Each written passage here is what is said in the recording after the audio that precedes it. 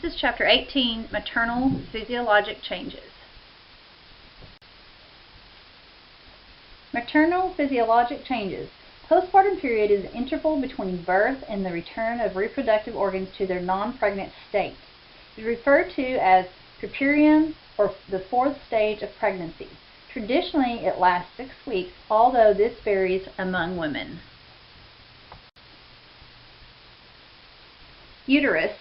We need to discuss involution and subinvolution. Involution is the process in the return of the uterus to a non-pregnant state following birth.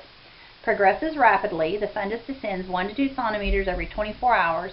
2 weeks after childbirth, the uterus is no longer palpable. Returns to a non-pregnant state by 6 weeks. Subinvolution is the failure of the uterus to return to a non-pregnant state. The most common causes of subinvolution are retained placental fragments and infection.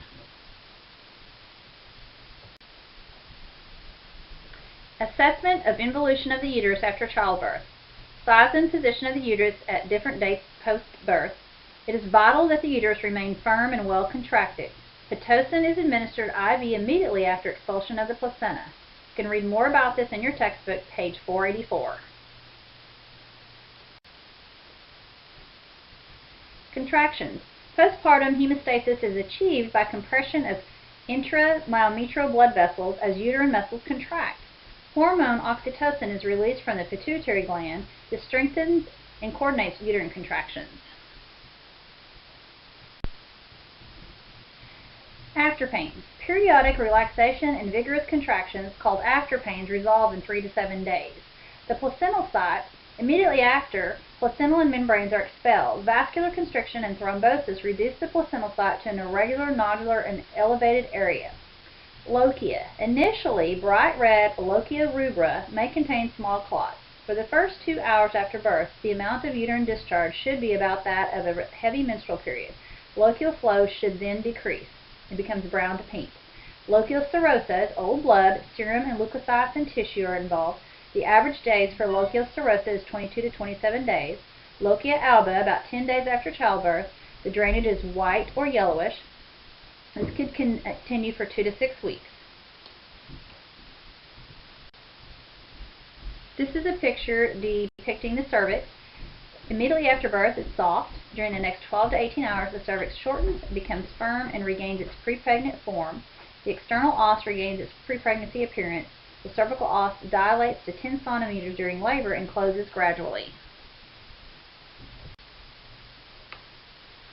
Postpartum estrogen deprivation is responsible for the thinness of the vaginal mucosa and absence of rugae. Vaginal rugae appear within 3 weeks. Thickening of vaginal mucosa occurs within return of ovarian function.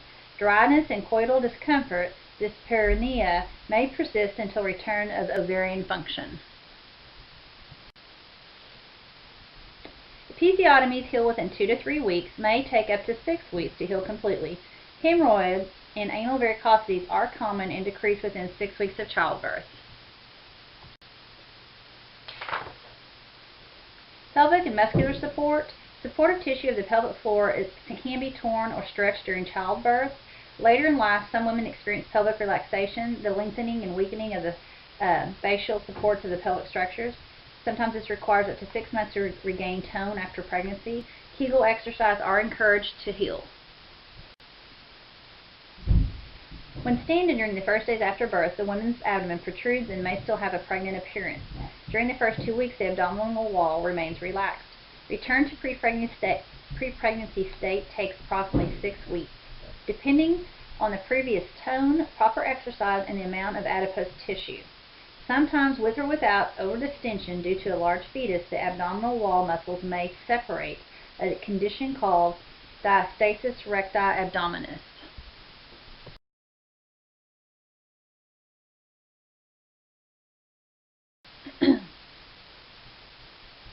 Placental hormones. Expulsion of the placenta results in a dramatic decrease of placental-produced hormones. The decrease in the human chorionic somatotropin, estrogens, cortisol, and insulinase. The decrease of these hormones reverse the diabetogenic effects of pregnancy, resulting in a significantly lower immediate perineum. Estrogen and progesterone levels drop markedly after the expulsion of the placenta and reach their lowest levels 1 week after birth. In non-lactating women, estrogen levels begin to increase by 2 weeks after birth and by postpartum day 17 are higher than in women who breastfeed. HCG disappears fairly quickly from maternal circulation. This is in your textbook, page 486. Pituitary hormones and ovarian function. Lactating and non-lactating women differ in timing of the first ovulation and menstruation. 70% of non-breastfeeding mothers menstruate within the first 12 weeks. In breastfeeding women, return of ovulation depends on breastfeeding patterns. In non-lactating women, ovulation occurs as early as 27 days after birth. Prolactin levels increase after birth. In women who breastfeed, prolactin levels are highest during the first month after birth and remain elevated as long as the woman is breastfeeding.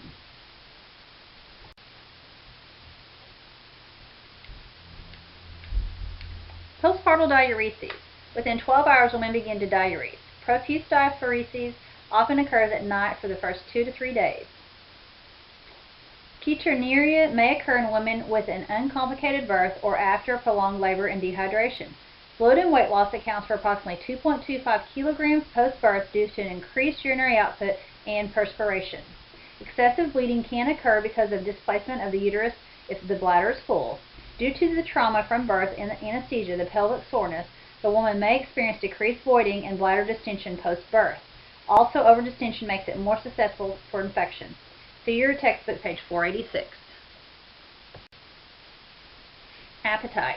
Most new mothers are very hungry, and recovery from analgesia, anesthesia, and fatigue can affect their appetite. Bowel evacuation. Spontaneous bowel evacuation may not occur for 2 to 3 days after childbirth.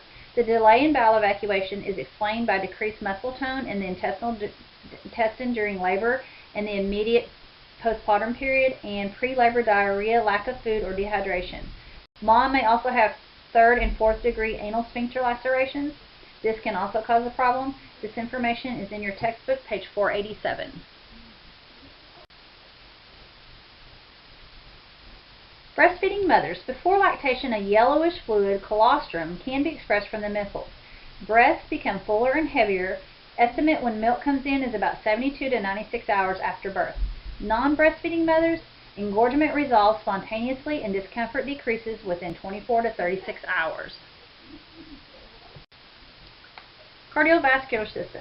Blood volume. Changes in blood volume depends on several factors. Blood loss during childbirth, amount of extravascular water mobilized and excreted.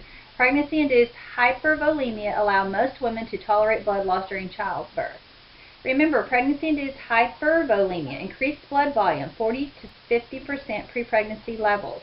This allows mom to tolerate considerable blood loss during childbirth. Average blood loss for vaginal birth single fetus is 300 to 500 mils. Average blood loss for C-section is 500 to 1,000 mils. During the first few days following birth, the plasma volume decreases further as a result of diuresis. There's a fluid volume shift. You can read more about this, page 487. Cardiac output remains increased for 48 hours after birth. Increased stroke volume is caused by the return of blood to the maternal systemic circulation. Stroke volume, end-diastolic volume, and systemic vascular resistance remained elevated for 12 weeks after delivery.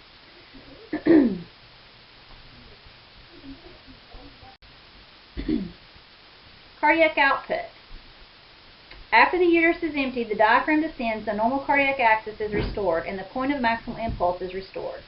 Point of maximal impulse is the place where the apical pulse is palpated at its strongest, often the 5th intercostal space of the thorax, just medial to the left mid-clavicular line. Blood levels, hematocrit, and hemoglobin will moderately for 3 to 4 days. Then they begin to increase and reach non-pregnant levels by 8 weeks postpartum. WBCs, normal level. During pregnancy and just after pregnancy, the WBCs are elevated, sometimes masking infection. You can read more about this in your textbook, page 488. Joints are completely stabilized by 6 to 8 weeks after birth. The new mother may notice permanent increase in shoe size. Adaptation of the mother's musculoskeletal system during pregnancy or reversed post-pregnancy. These adaptations include relaxation and subsequent hypermobility of her joints, changes in the mother's center of gravity in response to the enlarging uterus. The new mother may notice a permanent larger shoe size. Chloasma, also known as the mask of pregnancy, usually disappears at the end of pregnancy. Sometimes it persists in about 30% of women. Hyperpigmentation of the areola and linea nigra may not regress completely after childbirth. Some women will have permanent darker pigmentation of these areas. Stretch marks on the breast, abdomen, and thighs may fade but not disappear. The immune system may be mildly suppressed during pregnancy. The immune system returns to its pre-pregnant state just after pregnancy. There's a rebound of the immune system that can cause flare-ups in some conditions such as lupus and multiple sclerosis. Thank you, and this is the end of Chapter 18.